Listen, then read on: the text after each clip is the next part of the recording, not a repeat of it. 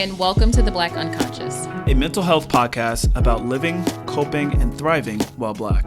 I'm Raquel Martin, a PhD candidate in medical and clinical psychology. And I'm Dr. Justin Hopkins, a licensed clinical psychologist. This podcast is not meant to be a substitute for a therapeutic relationship with a licensed therapist. Thank you for tuning in, and we hope you enjoy the show.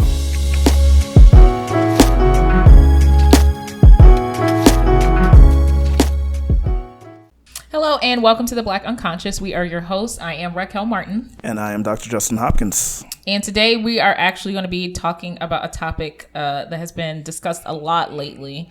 I actually kind of wanted to steer clear from it, but Brandon and Justin both said it makes sense to talk about it from a mental health perspective. Yeah. So we're going to be talking about the surviving R. Kelly films. That's right. So we're talking about sexual assault, R. Kelly's behavior, and the surrounding systems that really perpetuated this incredibly heinous repeat abuse of young Black women. There's so much to break down and talk about, analyze, reflect on, and we're going to try to do that today. I think, Raquel, as we were planning for this, we already knew we're not going to be able to do this justice in one episode. No, I think it's going to take more time anyway. But I did want us to start off with, before we talk about all this stuff, we are going to talk about the film. We're also going to give psychoeducation regarding mental health and treatments and stuff like that.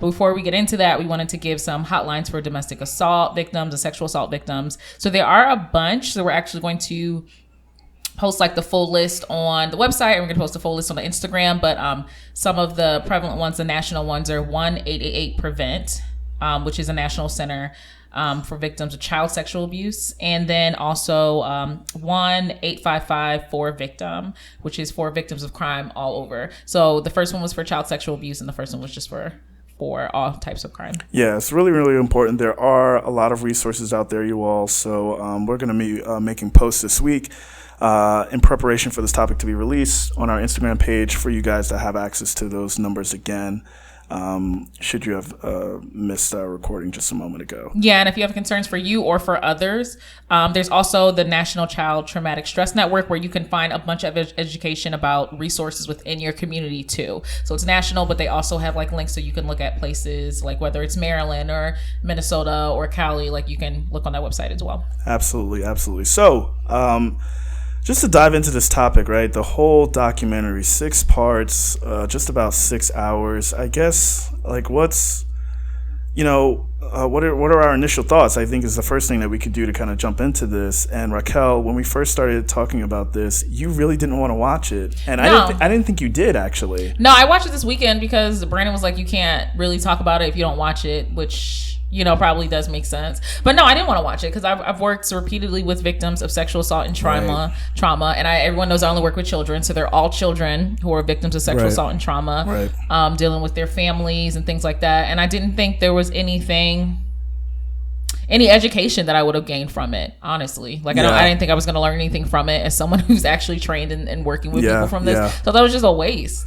And it's been out for a while that he was sick, so I don't know why now I would need to watch 6 parts. And I thought originally it was just one thing, but then it was 6 hours, and I was like, nah, that's just gonna bring down my vibe. Yeah, honestly, I didn't think I was gonna learn anything either, and I don't think I learned too much. A couple things here and there, but I didn't think you watched it at all. So I typed up all these notes. I think it was useful for us framing our thinking about the film. But I think one of the things that was really startling to me that I picked up on was just R. Kelly's behavior and the maniacal planning and organization that went into keeping up this sex ring, this sex cult, and I would say he displayed what are called sociopathic or antisocial qualities. And again, we've talked on the show before that we're not in a place to diagnose anyone in the public eye because they're not our patient. There's that Goldwater principles, an ethical idea from years and years ago about psychologists and psychiatrists and other mental health professionals not diagnosing public figures. What I can say from the things that I saw and saying back some of the things that the psychologists, because there were about 2 or 3 psychologists in the documentary, some of the things that they were outlining is that many of these behaviors are consistent with sociopathic or the proper diagnostic term, antisocial personality kind of qualities. And I think that's important to keep in mind, because we need to understand like just how heinous and just how abhorrent those behaviors were, and how people were thereby impacted them. I think understanding those concepts can kind of give us an understanding of like, and we'll get into more detail about that, is just like how people were responding to him in his circle, and the level of impact he had on the psychological well-being of the people that he encountered. Yeah, I would say when I was talking to Brandon about it, the thing that stuck out to me. And Brandon, for our new listeners, is Raquel's husband. Yeah, when I was talking to him about it, the thing that stuck out more to me is how they started it. And I'm sure they didn't mean to. I mean, you do have to talk about a person's history and things like that, but they started off talking about like his experience with like sexual assault and sexual abuse and things like that. And one of the things that I just want to be clear with this, because I think there's so much misconception about this, and it's because a lot of people have, you know, like the pseudo pop psychology and think that like if you're abused, you're going to be an abuser or things like that. That's not true. So although individuals who are sexually assaulted have a greater likelihood of being an offender than the general population, like 30%. And also a victim. Yeah, and also being a victim. That does not mean that you are going to be an offender. Right. There's also a concern because there are some children who exhibit sexualized behaviors, and the parents like freak out because they think that their child's going to be an offender. There's no trajectory. It's not the same trajectory. In fact, like children who exhibit sexualized behaviors from like a younger age versus a older age have a totally different trajectory on like the reasoning behind it and things like that. So right.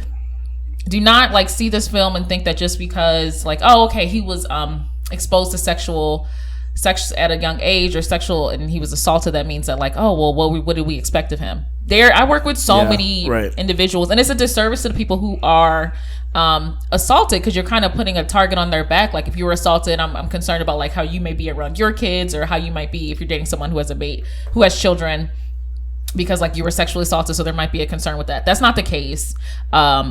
It's so just because you were sexually assaulted as a child, or it does not mean that you will be an offender. Yeah, and don't do the disservice to victims who have been assaulted and putting a target on their back. Like there's a concern that they'll become victims. Like that's the thing that kind of pissed me off as someone who's worked with this population and will continue to work with this population. It's like when they framed it, and then they were like, and then it's like, oh, all the sad stuff, and then he was more exposed to it. Okay.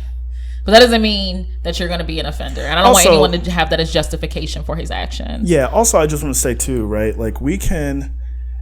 A couple of things are true, right? We know that experience shapes someone's psychological development, right? It can. There is no like direct correlation for any one experience for entire psychological like developmental structure. In other words, no one experience is going to govern anyone's personality, right? If that were the case, we'd all be too fragile to do too much of anything.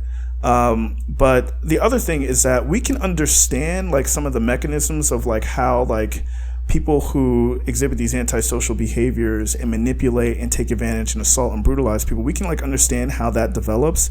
Understanding does not mean excuse. Understanding does not mean that they are not accountable for their actions. That's not what that means. Just because I understand how this develops or why someone may have started to make the decisions that they make, like there's been plenty that psychologists that work for our Federal Bureau of Investigations, like the CIA, like they do all sorts of profiles on career criminals, and they get to understand like why people become like so mentally ill to the point of doing the things that they do. That does not excuse their behavior or mean that they shouldn't be held accountable for their crime, because when you're an adult, there's such thing called accountability, right? Even as therapists, we work with people about their history, knowing that we can't change the past, but in understanding our history, we can do things to create a better future for ourselves, right? But that does not, like, yes, our past impacts our present, and it can impact our future if we're not aware of it and mindful of it and try to understand it. But none of that, like the understanding of your past, doesn't mean that you get a freebie on anything that you do in life. That's not how life works, right? Because at the end of the day, we do enact behaviors that impact other people, whether we're conscious of the reasons or not. And so all the more reason why it's important for for us to be more conscious of who we are and the things that we do and how our experiences impact us. But we'll get into some of this stuff. But I think it's important that we make clear, like, this does not excuse anything, and this is still abhorrent, and he should be in jail. And I think that's pretty clear from the documentary. You did note, though, that he was abused from 7 to 14, right, as a child. Well, you didn't say the ages, but I'm going to add that. So he was abused from the ages of 7 to 14. The 7 years that he was abused. And one of the psychologists, is the first thing that she says, the first time on episode 1, the first appearance of a psychologist, Dr. Candice Narcott, she makes several appearances over the course of the film, and she says, child sexual abuse confuses power and control with sex. And so children may, not always, but they may want to say, I want to be the one in that power position. I never want to be a victim again. I want to be the one in, I said that, I never want to be a victim again. I want to be the one who has the power in a sexual relationship. So as they get older, they want to make sure they're always in that power position. And really, there is no more powerful position in a sexual relationship than to be the abuser to a child. I think that does fit R. Kelly's messed up way of dealing with whatever he dealt with to some degree. I don't think, Raquel, like as you were saying, like I don't think that's going to fit like every single person who's endured child abuse. But for R. Kelly, I think absolutely at the core of whatever his personality structure is, it's about power and control. Yeah, I think so for him. My biggest concern with like any documentary and with like professionals and stuff being out there is that people try to generalize.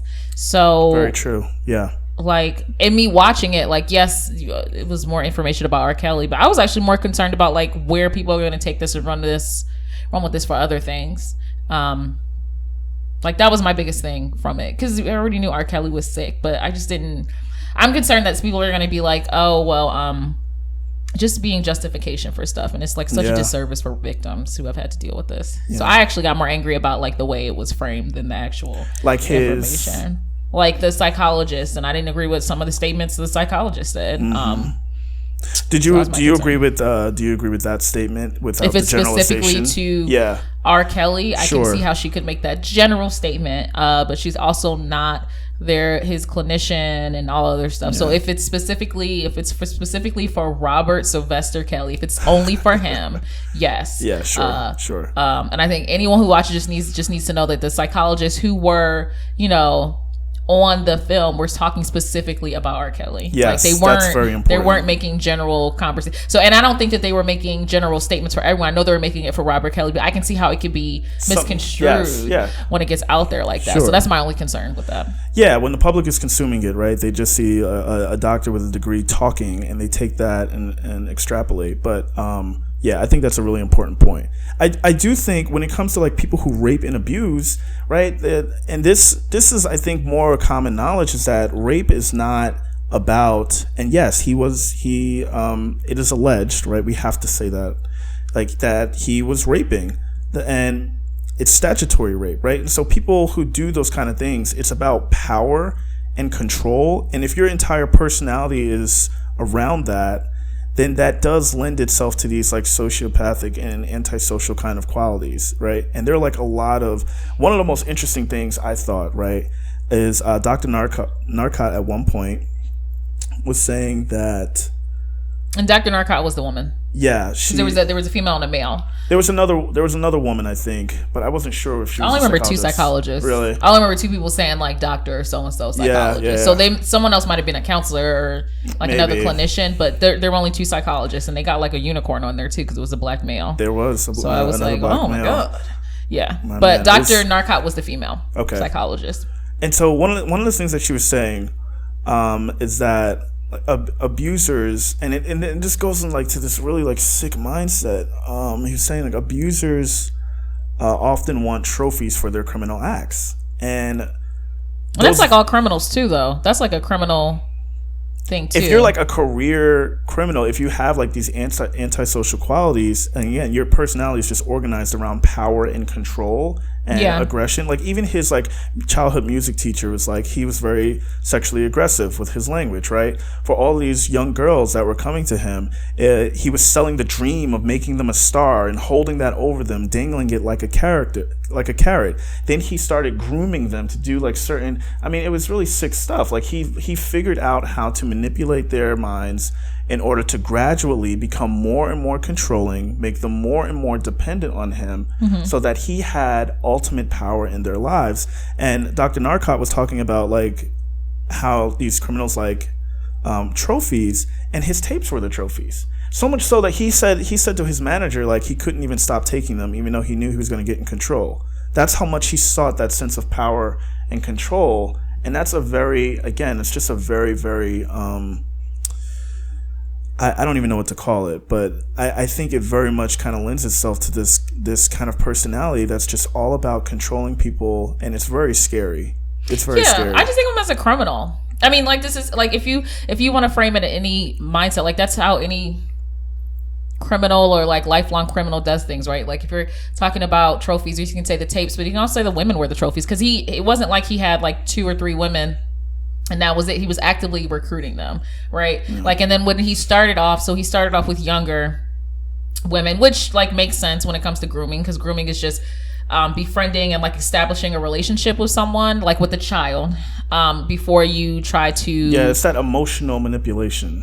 Before you try to have like some aspect of what the objective is just to have sexual abuse. But most children, you can't just come in and just be like, okay, well, I'm gonna abuse you. No, you give them attention, you give them gifts, you isolate them, you like fill an unmet need. And a lot of times, because there are specific risk factors for childhood sexual abuse, a lot of times the unmet need is that attention in the first place, right? Like there are so many risk factors for that. Like family structure is a risk factor for childhood sexual abuse, like single parent homes, individuals who have been in foster homes and things like that. Children living without one of the parents are more likely to have been more sexually abused. Gender is a big factor because, of course, females are more likely to be assaulted. Age is a big factor. Race and ethnicity are important. I think it's more like the economic stress thing. Because I remember one of the girls on there, she went to, when he was at the court case, right?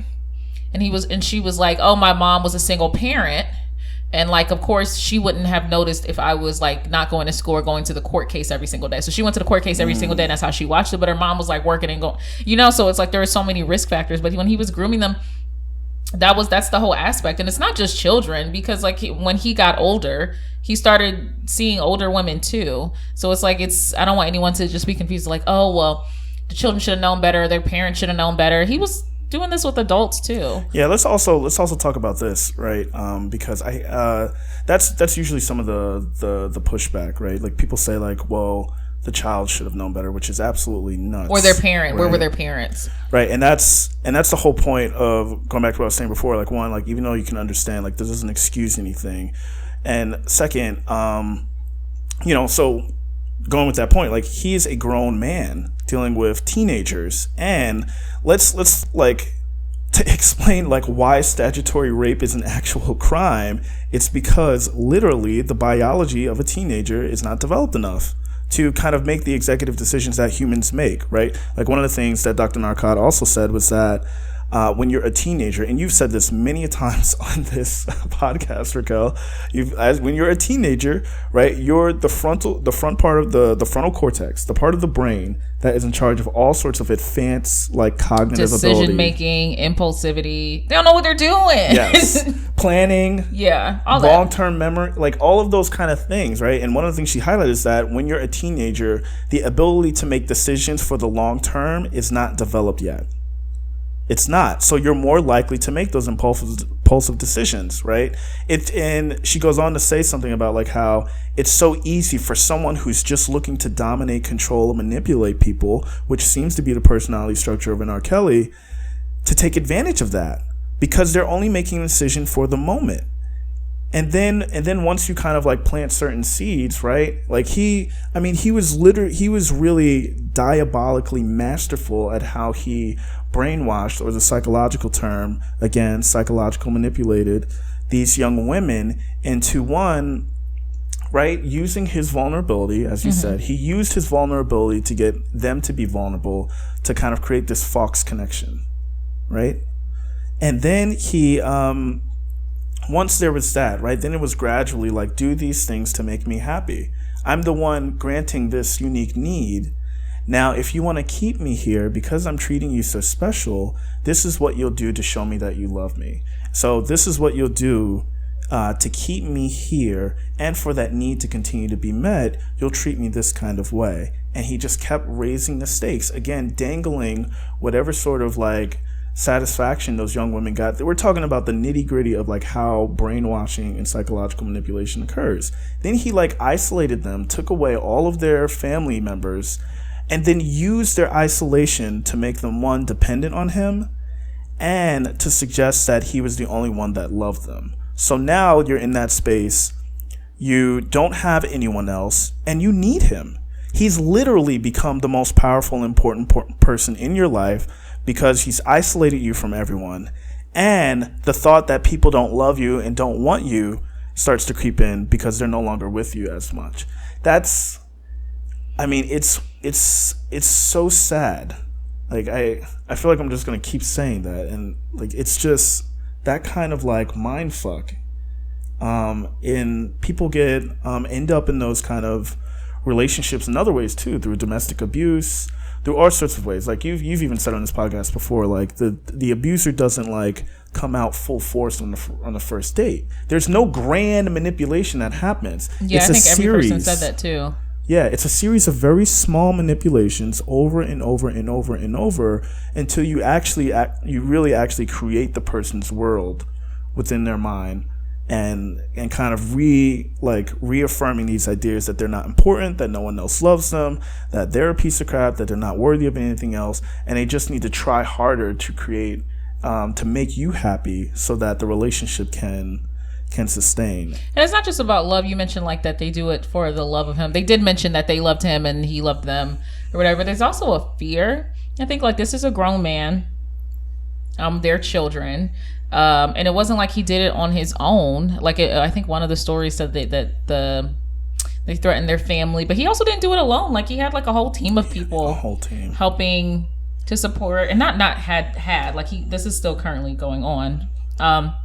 So team people helping to facilitate like what was happening, like when it came to, because everyone kept saying like he doesn't read and write well. So like people were booking things for him and people were making sure like one of the women, when he was trying to bring her in, he introduced her to another woman, like to say like, oh, you know, this is another person so you could be everything can be happy. Like this is a whole team of individuals.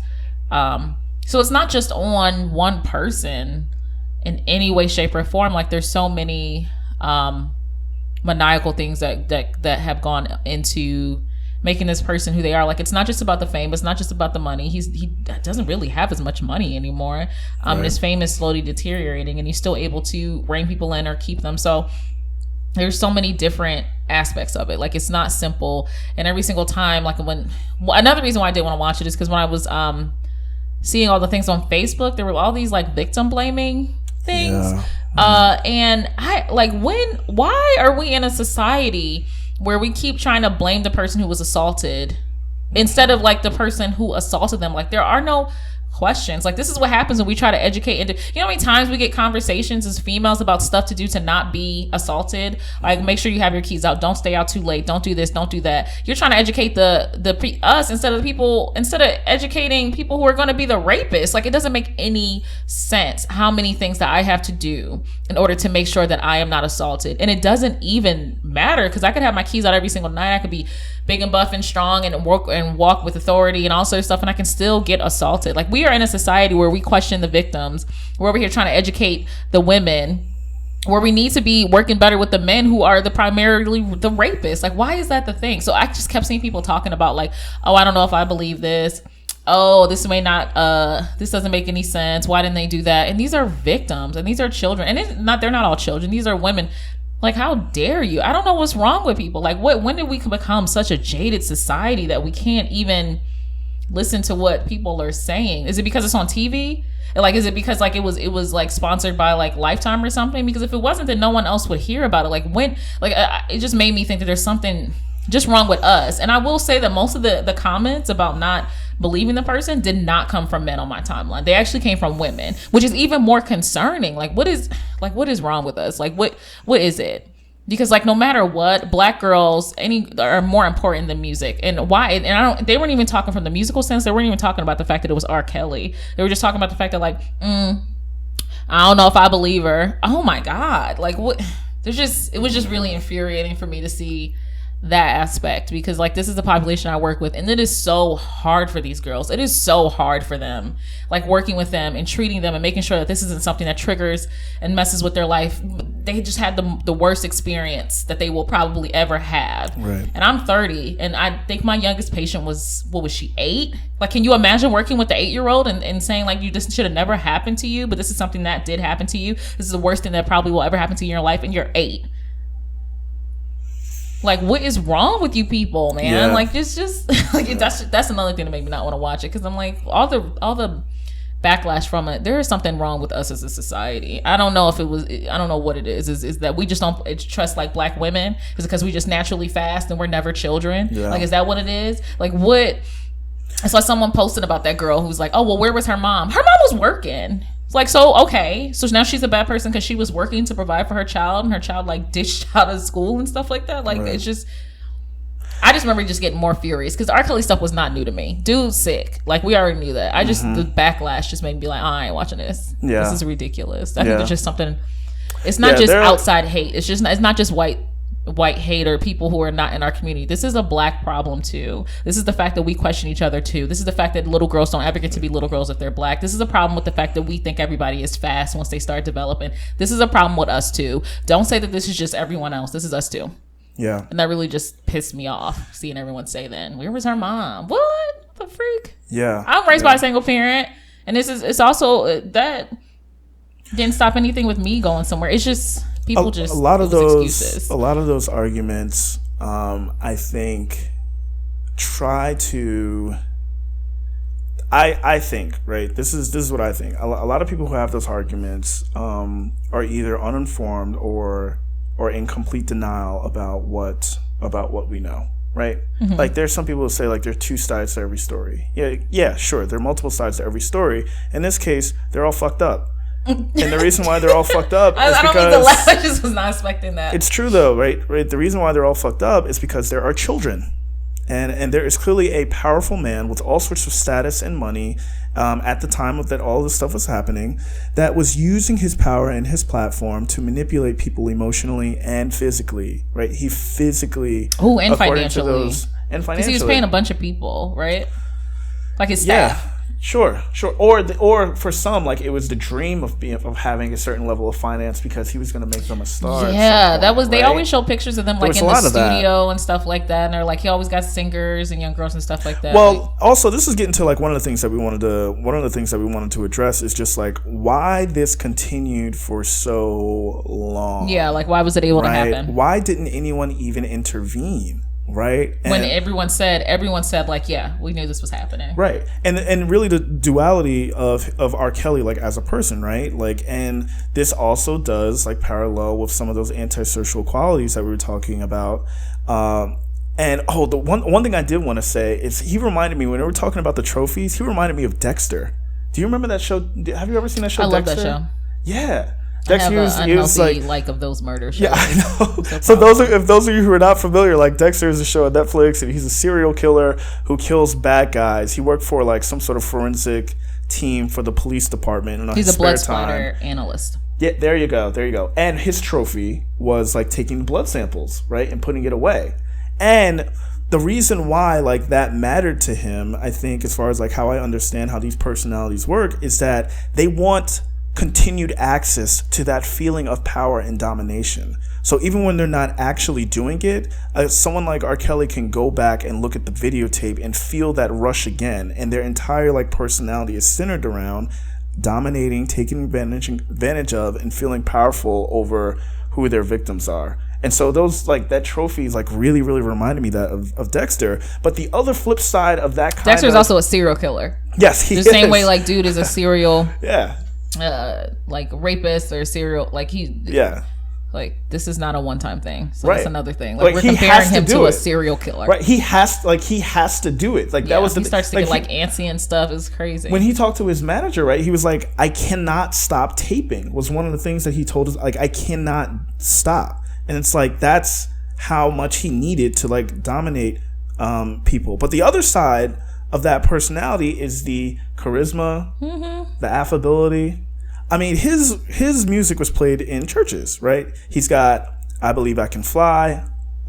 He's got these like Black family, Black picnic anthems. I like, you know what I did like the way the documentary talked about. I like the way they covered the different environments that he made sure that he was present in. Yes, he was present in the church with that I Believe I Can Fly. I feel like everybody had that at their graduation at one point in time. Yeah, he was present in the He spoke home. To the oppression that we've all endured. Yes, the family home. He was like, you know, the Step in the Name of Love. She was like, that song is like embedded in the Black memory. It's like September by Earth, Wind and Fire. It's like Step in the Name of Love. Yes. You don't only think about the song, you think about where you were when you heard the song, like were you dancing at a wedding and stuff like that. And then he also covered like the younger kids and the older people when it comes to like all that sex music. Like he covered multiple dynamics. And they also said every time something bad happened, like the way that the case kept being extended, it was good for him because he kept putting out music. Yeah. Like dude had charges on him and he's just dropping albums. Right. So he was very smart about it. Yeah, or his team was more so, because I don't really think it was just him. Like he's not really known for his intellect. I think they were kind of pushing him to be like, all right, so we got to put some stuff out. We got to really work on your image because you are a criminal. And we need to make sure we're still able to make money off of you. Right. I mean, I think you put it perfectly, right? Like he really, really did make sure that he had an impact on our entire community in ways that we felt really good about. And I think he did what, and he was so like varied in variety, and he just like went all across the spectrum in terms of like how his music like touched different parts of our lives as Black folks in particular. And I think he created what's called cognitive dissonance in our entire community. Yeah, and I think we talked about it briefly. I think we talked about cognitive dissonance before, but just like as a review. But it's kind of like, well, how would you describe it? It's when your thought processes don't align with your actions, so something has to be changed. I always give an example of like, say everyone knows that smoking cigarettes are bad for you, right? You're not supposed to smoke cigarettes, but this is someone who's like a health nut, yoga, Pilates, all that stuff, and they still smoke cigarettes. So the way they offset it is your mind has to have just some justification for the conflict between knowing something is bad and still, you know, participating in that behavior. Yep. So you also say like, all right, well, I don't smoke as many cigarettes a day, or I also do Pilates to make myself feel better, or, you know, like to balance it, like, because no one wants to be in conflict, right? And if you know something is bad and yet you're still submitting to that behavior, your brain kind of like goes in disarray. So your brain also comes up with justifications for that behavior. And I think what you're saying with our community is like the justifications are always, we don't know it was him. Yeah, I know. This church guy wouldn't be able to do that. You know, like it's basically cognitive dissonance is, you know, something is wrong, you still doing it, you have to find some kind of justification because nobody wants to be doing something wrong willingly, and your brain knows that, so it just comes up with it for you quick, fast, and in a hurry. And then like once our brains are magnificent, they really, really are, and when they're fully developed. Yes. Teenagers do not play to the end of the tape. I say this to my patients all the time. I'm like, you did not play to the end of the tape in this decision, man. Like, really? You did not think this was going to happen? Right. For real. Right. And they didn't. They're like, I don't know. But when our brains are like completely developed, right? Like we can literally, when we're feeling like cognitive dissonance, right? When our behaviors and beliefs are not like aligning, or we know like something is bad, but we're believing and endorsing it and doing it anyway, right? Like the way that happens, the way that we're able to continue those kind of actions is, like you were saying, we have defense mechanisms that allow us to either completely deny, ignore, repress, put aside, transform the set of feelings that would prevent us from doing the thing that we were doing. Yeah. And actually make the mechanism that we use unconscious. Yeah, so that we're not aware that we're doing it. They come in quick. It's not like you're like, quick, I'm going to impart a defense mechanism now. Right. No, it's just like body's like, this doesn't agree. I don't agree. Right. How do we justify this? Absolutely. So you're not even completely conscious of like all of the ways in which we. But anyway, like I think, like you were saying, right? I think for us, like because he produced his music that really did like uplift the communities in some ways and speak to certain aspects of our cultures in ways that other artists hadn't. And generationally. He's been around for a while. I feel like that's another thing that it's not even just that. It's like it's, you know, parents, grandparents, kids. And particularly with R&B yeah. and hip hop, right? It's usually not that transgenerational. No, it's not. I think that's another thing. But he was. So, and then when that 2002 video was released and that court case was brought up, right? And which, by the way, didn't even actually start trial until 2008. And during that time, he started dropping hits, more and more hits, further permeating our community's mind about him. And so I think that my sense is that we did what people do with this level of cognitive dissonance. We freaking ignored it. Like, a lot of us ignored it. You can like kind of like hold on and argue the point of we didn't know, like, to a point, but there's a videotape, right? And he tried to argue that it wasn't his brother. That argument did not, that was his brother in the tape. That argument did not stand up. That was solo down, by the way.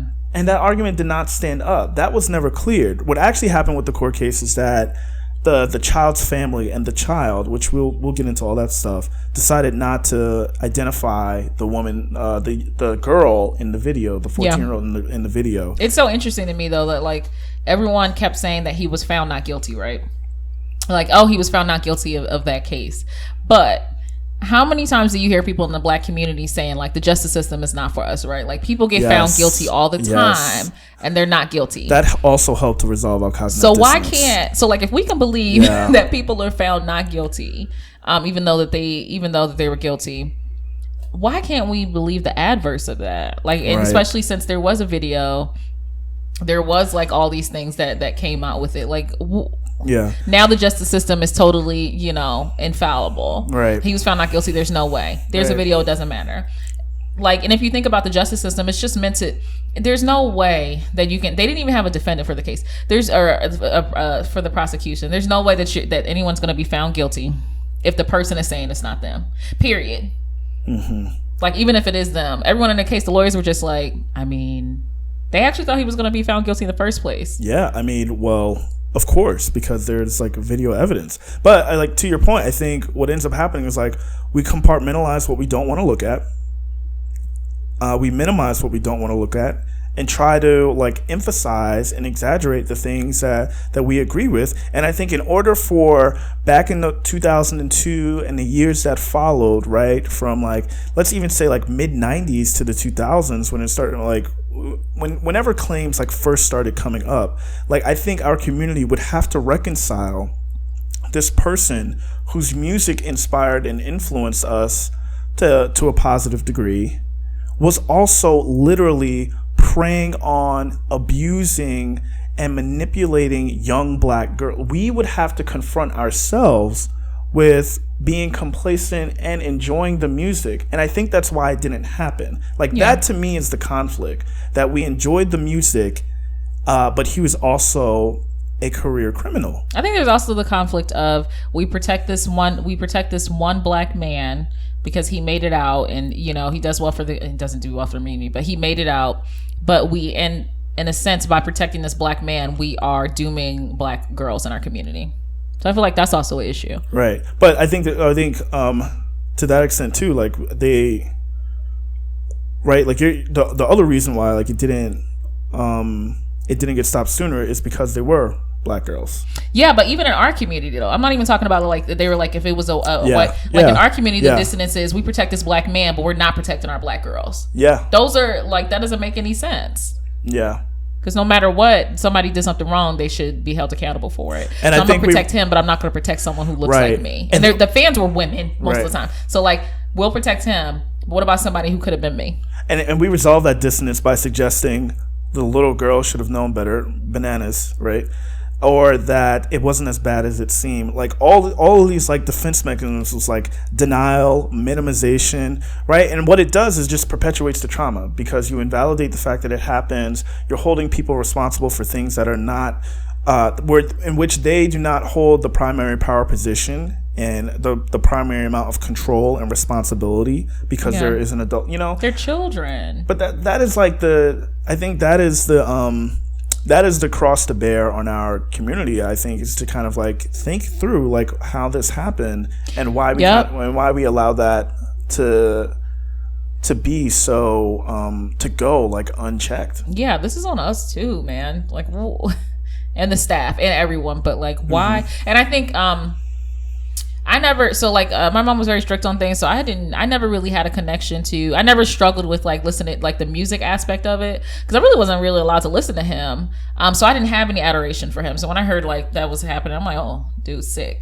So that's why I didn't find any reason to watch it. But there are so many people who they do have that connection with the music. I have never had that connection with his music. I was not allowed to listen to bruh. Yeah. His stuff is explicit. It is. Like, it's mad explicit. Like, I'm listening to stuff now, like, nah. My mom was like, that's a no. You better play some jazz and go to sleep. Like, I wasn't allowed to listen to it, so I never really had that connection with him. Like, with his music at all. Well, you might have less dissonance than the rest of the folks around that time then, because it is really, I mean, it's incredible that this went on for so long, continues to go on now. Right. Yeah, and when cases kept coming up. Yeah. Like, that's what they kept saying. Like, there was this case, and there was this case, and then they started getting worse and worse, and he just started getting better and better at it. And it's just like, well, he was going unchecked, and he was getting more money. I mean, the other thing, right, is like the people around him and the money, right? The family members that kind of bought into his dream of making their daughter famous. Yeah. The ones who, like, you know, that's a level of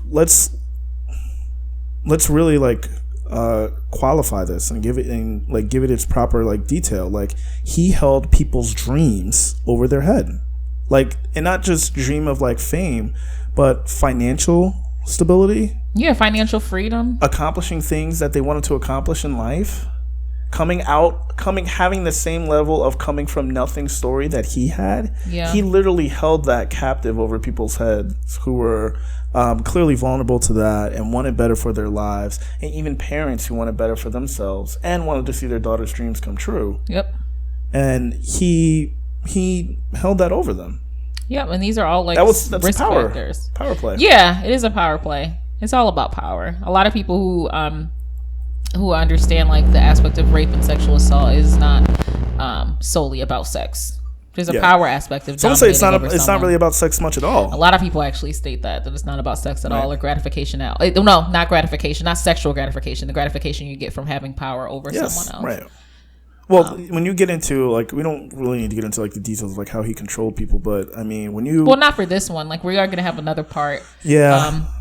We talk more about it. I mean, it's a 6-part film. We can't talk about it in one section and still do it justice, but it was just really sad. And all I kept thinking about is like, I really just can't wait to get to work, to do more trauma work with children, because people, it's like, it's really hard to accurately treat people for this. Like, this is something that is going to be with them for the rest of their life, and we really just, as clinicians, try to make sure that it doesn't control them for the rest of their life. But it's so hard. Right. And with children, it's so hard saying like, I'm sorry that this happened to you, and like, bad things happen to good people all the time, but I really want you to work through it. Like, it just made me want to go back to work. To be honest, like, it just made me be like, I can't wait till I go back to work, so I can know I'm doing some kind of help. Right. I think that's the part that, like, when we were saying like before, like, we didn't feel like we learned anything. I think, well, I mean, I learned more about just how messed up and just how expansive the sex cult is or was, but in terms of like the deepness of the psychological manipulation and how domestic violence continues, like, that was not new to me. And it just makes it more sad. Like, it's a real downer, man. Like, because I mean, it's nothing new to us. It's something that we see all the time. But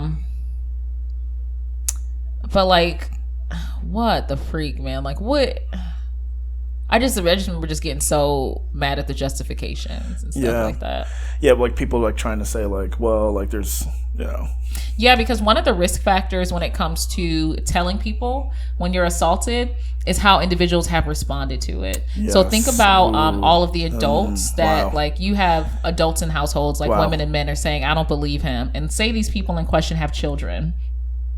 Why would they feel comfortable talking to you about something that's happening to them when they're just your child, when you don't even believe something with a celebrity? Right. Like, that's the reason why some people don't tell, that they know they really genuinely think they won't be believed. Even with R. Kelly's brother, he told R. Kelly he was being assaulted.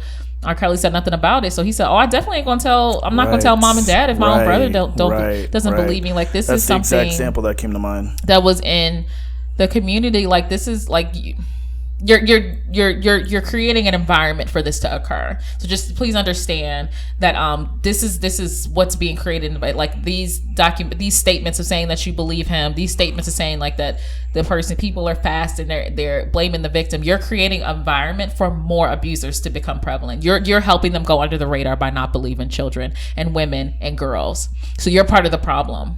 Right. I just want you to know that, and I'm hoping that, honestly, whoever listens to this podcast is not part of the problem anyway. So, but this is why this can happen. One of the things that I thought was a question like worth asking, and you're kind of answering it right now, is that like all of these young women get to a place where they start to prioritize this man's likes and dislikes over their own safety and what they want. Right. And not want to get, I think it's also like a fear too. Like, I just don't want to, I'm really just trying not to get hit again. Cause when it's good, it's good. And it's not even when it's good, it's great. When it's good. Or it's not as bad. But when it's bad, it's terrible. Yeah. And I just want to do whatever it takes to not get into that terrible. Well, place. Yeah. And his ex-wife actually talked about that. Andrea Kelly, she talked about how like she just wanted to try to get back to the good space. Yeah. And she would do anything to get back to the good space, and that included, right? And here's the slippery slope of where like abuse gets repeated, right? So to get back to that good space, right, that included avoiding things that could upset him, walking on eggshells, right, going along with these rules that were inhumane and dehumanizing, right, just so that there isn't more conflict, because that conflict upsets him, threatens me on multiple levels. Because one, he could physically beat me, because he already has. He'll do it again. He's threatened. Like, that's a fact. Two, this is now the only person this is the most important relationship in my life. Like, I depend on him completely. If I lose this one relationship, I think his wife ended up leaving with just a few $1,000s and her children. $2,500 in her children and in the dead of night. And even she said, I left just like many, many women leave, with the clothes on my back and my children. Yeah. And that's true. Because now, like, over time in that relationship, now he's made it so that like you really do completely depend on him. Like, this is really how like someone's like fantasy turns into an actual life, right? That's the really messed up part. Like, his like sick fantasy of being in control and dominating people and having this godlike level of influence over someone, that he actually enacted that. And in the lives of the people that he impacted, the victims, right, he really did become like a god to them, because he had so much control over their lives. So there's so much more, like, I know that we want to get into, Raquel, like, just to kind of like put a couple things in the docket. What are, like, in our next take on this, like, what are some things that you think we need to tackle? I think we just talk more about treatments and psychoeducation, delve further into the film. Okay. I think I also want to like talk a little bit about like the cycle of abuse and how people end up like staying in those situations. We started to touch on it just a moment ago, but more to come. We do have to wrap up for now, you guys, but stick with us and we'll keep trying to dissect some of the things that were at play as we saw it. Thanks, guys, for tuning in. Yeah, absolutely. Follow us on Instagram, The Black Unconscious. We have a website, theblack-unconscious.com. We will be on YouTube, and see you soon. Thanks, guys. Bye.